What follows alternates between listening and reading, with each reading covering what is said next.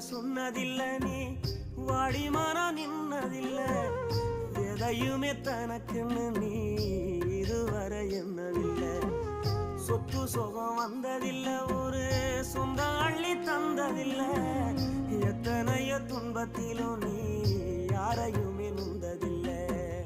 உழைச்சி